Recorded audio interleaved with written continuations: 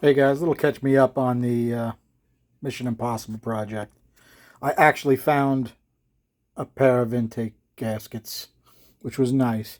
I had no idea how much smaller these ports were. And, actually, it's been a good learning experience because I was under the impression that this was a really good head, this quench head, but I had no idea that these push rod holes are way big, which of course makes your pinch extra extra small. I do remember the last time I did a 318 head, which is ages ago. I don't remember that pinch being that small. That's because after a little looking around and research, they're not as small as these. Now, is there any horsepower gain to just making it the size of the gasket? Absolutely not. If you want to do anti-reversion, it actually should be bigger than the gasket.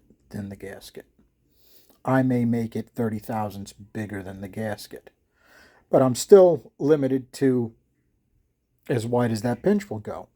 Now I'm about even on the roof, so does it pay to make the roof go up past that? Probably a little bit. I could take some metal off the bottom. I got plenty of metal on the bottom for more area for my pinch. Will that make a difference? I don't know. It's worth a try though. So, where does that leave me? It leaves me. Oh, I should fill you guys in. I had a nice response to my last video. I have one guy that's got a set of Quench 302s. He's got all the gear to put 188, 16 valve seats in them. He would rather keep them 3/8 guide, and I'm like, you know what? I got no problem with that. I think a little bit extra weight and the tiny little bit of flow that's missing is not really going to hurt this project.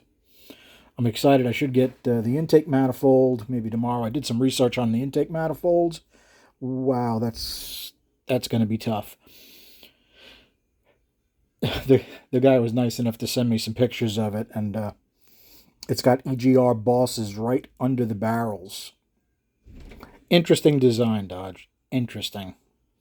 Uh, Definitely not the way I would have done it. But you also have to remember where these heads and those intakes were designed for. 140 horsepower cars, trucks. It's not race stuff. Now, what I think I am going to do is I have one port that still has the stock size valve seats.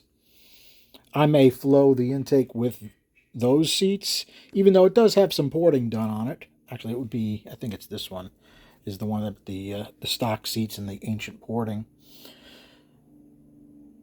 It'd be interesting to see what we can get through the manifold, bone stock. Now, I don't have a carb for it, so I was thinking of what I should put on top of it, whether I should use a radius, whether I should use it with a hard uh, edge on it. I'm going to have to work on that and see what I think. But I forgot what I was thinking, guys. Like I said, I was doing research on the intake itself, and it looks like the intake is really very close to the size of this gasket. So my area issues are right here at the pinch. I'm pretty sure the 188 360 valve will be more than enough to get done what we got to do. A 1.6 360 valve is more than enough to do what we got to do.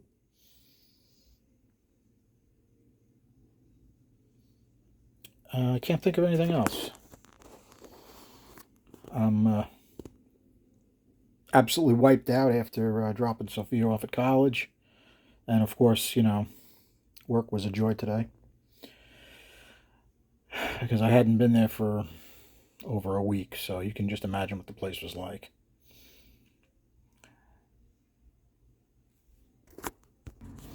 To finish my original thought, had I known these were about the worst flowing small block Chrysler head, I probably would not have used these. I did have them in stock. They're the only small block Chrysler heads I got in stock. So, I mean, I may have pulled them out to just do some testing on them, but I probably wouldn't have gone this far on them. All right, guys. Short one for tonight. I appreciate you guys hanging out. Have a good night.